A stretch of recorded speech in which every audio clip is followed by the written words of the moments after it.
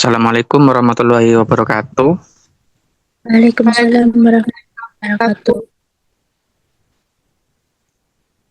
Di sini kami dari kelompok 4 pada kesempatan kali ini kelompok kami akan memaparkan materi tentang Navigating the Tides, Strategic Playbook of Coastal and Dryland Agribusiness, Translating Government Policy into Managerial Action.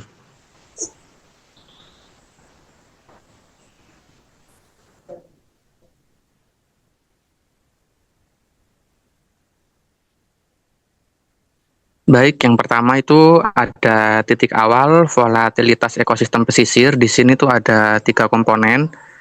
Pada bagian ini tuh agribisnis pesisir memiliki ketidakstabilan yang tinggi volatilitas sejak awal. Hal itu disebabkan oleh 3 faktor utama. Yang pertama adalah ketergantungan kepada alam, sehingga sangat dipengaruhi oleh cuaca dan faktor iklim seperti hujan dan lainnya. Yang kedua ada risiko lingkungan yang tinggi seperti bencana, pesisir, kerusakan atau banjir dan lainnya. Yang ketiga itu ada rantai nilai yang panjang memulai dari produksi hingga distribusi sehingga banyak titik risiko dan kegagalan yang dapat dialami. Jadi sejak awal sektor ini sudah menghadapi banyak ketidakpastian.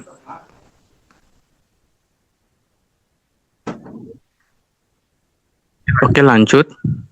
Nah, yang kedua itu ada tekanan pada rantai nilai. Di sini juga ada 3 komponen atau ada 3 item juga. Yang pertama ada produksi. Di tahap produksi itu tekanannya berasal dari biaya dan input serta regulasi lingkungan. Terus yang kedua itu ada pengolahan. Untuk pengolahannya sendiri, pada tahap pengolahan, masalah utamanya adalah keterbatasan infrastruktur dan kualitas produk. Dan yang terakhir itu ada distribusi. Sedangkan pada bagian distribusi ini tekanannya tuh datang dari pasar global atau pesaing-pesaing sehingga banyak yang sama atau pajak ekspor dan kebijakan harga.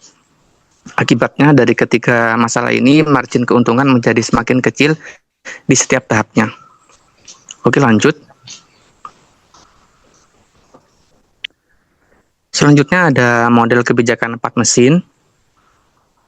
Pada bagian ini, pengembangan agribisnis didukung oleh 4 mesin kebijakan utama. Yang pertama ada fiscal engines, yang berupa dukungan keuangan seperti subsidi dan bantuan pemerintah.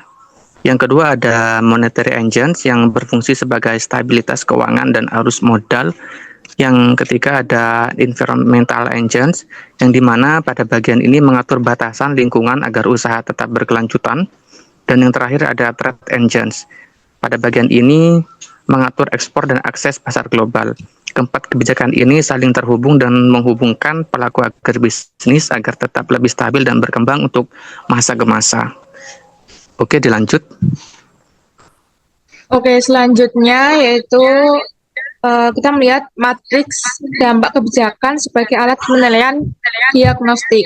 Nah, di sini terdapat 4 jenis kebijakan utama yang mempengaruhi bisnis, khususnya sektor perikanan atau agribisnis. Kebijakan pertama yaitu kebijakan fiskal, seperti subsidi pupuk atau benih, pajak ekspor, dan bantuan sosial. Nah, untuk dampaknya langsung terasa pada biaya produksi dan daya beli masyarakat, sehingga memengaruhi harga pasar dalam jangka pendek. Terus yang kedua yaitu monetary atau kebijakan moneter, seperti suku bunga kredit dan stabilitas rupiah. Nah, hal ini berperan dalam membuka akses modal usaha dan menentukan kelayakan ekspor dengan dampak yang lebih terlihat dalam jangka menengah. Terus untuk yang ketiga yaitu environmental atau kebijakan lingkungan. Nah, misalnya larangan alat tangkap tertentu dan zona konservasi. Kebijakan ini memaksa pelaku usaha untuk beradaptasi, namun bertujuan menjaga keberlanjutan sumber daya dalam jangka panjang. Terus yang terakhir yaitu trade atau kebijakan perdagangan, seperti kuota ekspor dan standar kualitas internasional atau international quality standard. Nah, hal ini menentukan posisi kita di pasar global dan bersifat jangka panjang. Terus selanjutnya dari sisi manajerial terdapat 4 ruas ini internal yang perlu dikendalikan. Yang pertama itu ada poros produksi, yaitu bagaimana kita menyesuaikan cara produksi dengan tuntutan pasar dan lingkungan. Terus untuk yang kedua yaitu ada arsitektur penetapan harga, yaitu strategi menentukan harga agar tetap stabil meskipun ada fluktuasi di pasar. Terus yang ketiga yaitu ada capital allocation atau lokasi modal. Bagaimana investasi diarahkan untuk mendukung ketahanan bisnis jangka panjang. Dan yang terakhir yaitu human capital atau sumber daya manusia yang berfokus pada peningkatan keterampilan tenaga kerja. Nih, managing and upscaling hard nah, agar mampu beradaptasi dengan dinamika industri. Nah, kesimpulannya itu kebijakan eksternal dan strategi internal harus berjalan selaras agar bisnis tetap kompetitif dan berkelanjutan. Next.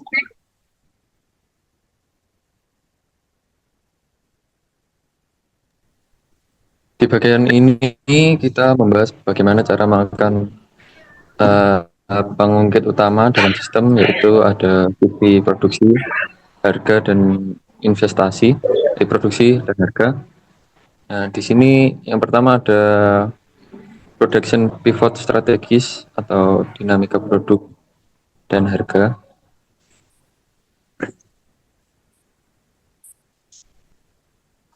Nah, yang pertama ada di sisi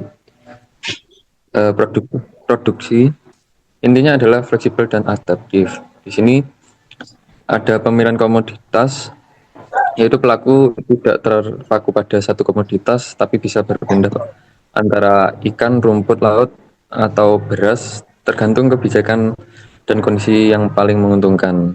Terus yang kedua ada penyesuaian input. Di sini anggaran disusun agar bisa memaksimalkan subsidi pemerintah dan juga subsidi yang diberikan seperti pupuk dan benih.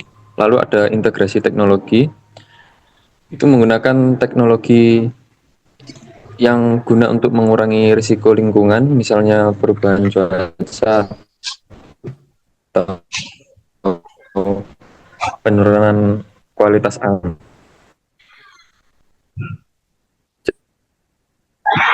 Tidak kaku.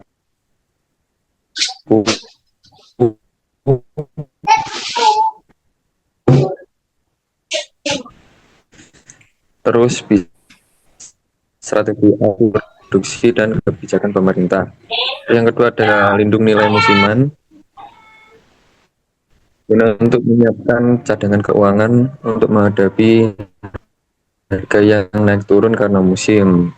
Itu ada rantai nilai pemasaran, guna untuk mengurangi perantara supaya keuntungan bisa didapat langsung oleh pelaku.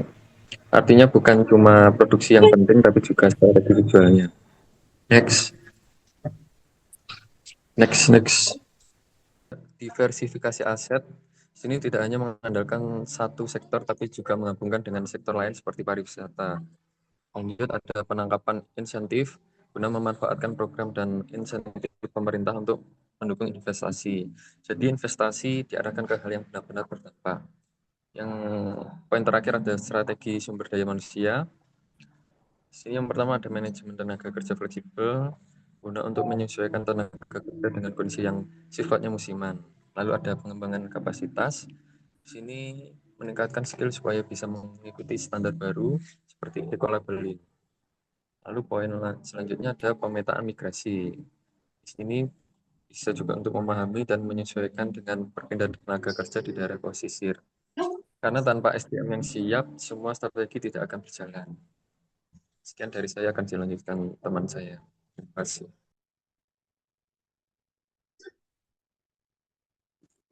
Selanjutnya yaitu evolusi strategi dari reaksi menuju integrasi. Pada bagian ini, perubahan strategi dari yang awalnya hanya bersifat reaktif menjadi lebih strategis dan terintegrasi. Misalnya, seperti subsidi yang sebelumnya hanya digunakan untuk menutup inefisiensi operasional, kini dimanfaatkan untuk mendanai peningkatan teknologi. Selain itu, regulasi yang dulunya dianggap sebagai hambatan, sekarang dimanfaatkan sebagai peluang untuk membuka akses ke pasar global yang lebih premium.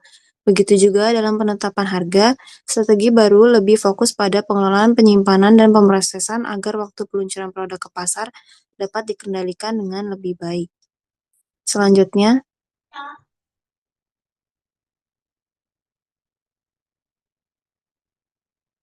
dalam praktik menerjemah kebijakan menjadi tindakan.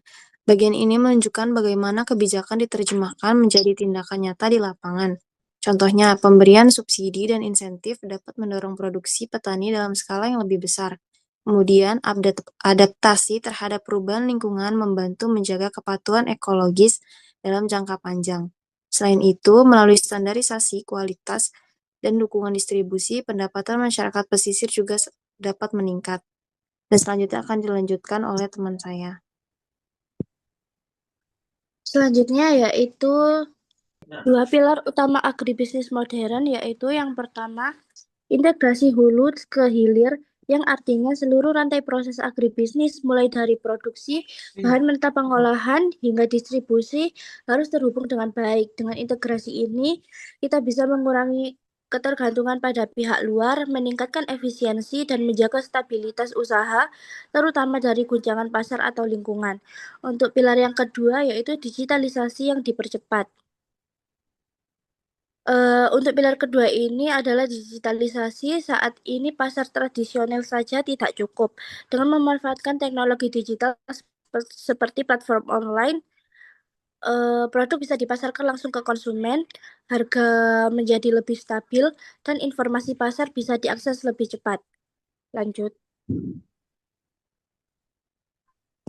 Selanjutnya yaitu lingkaran adaptasi agribisnis pesisir. Di bagian ini kita melihat lingkaran adaptasi yang menunjukkan bahwa agribisnis harus tetap menyesuaikan diri terhadap berbagai faktor. Yang pertama, kebijakan makro, yang dimana kebijakan pemerintah seperti fiskal, perdagangan, dan lingkungan menjadi dasar arah pengembangan agribisnis. Yang kedua, volatilitas pesisir. Kita juga menghadapi tantangan seperti perubahan harga, tekanan keuntungan, dan kondisi operasional yang tidak stabil. Yang ketiga, adaptasi manajerial. Untuk itu, pelaku usaha harus melakukan inovasi melalui integrasi, digitalisasi, dan penggunaan teknologi. Yang keempat yaitu operasi. Semua itu akan berdampak pada operasional usaha sehingga tercipta sistem agribisnis yang lebih tangguh dan berkelanjutan. Sekian, terima kasih. Sekian dari pemaparan kelompok kami. Kurang lebihnya mohon maaf. Wassalamualaikum warahmatullahi wabarakatuh. Waalaikumsalam warahmatullahi wabarakatuh.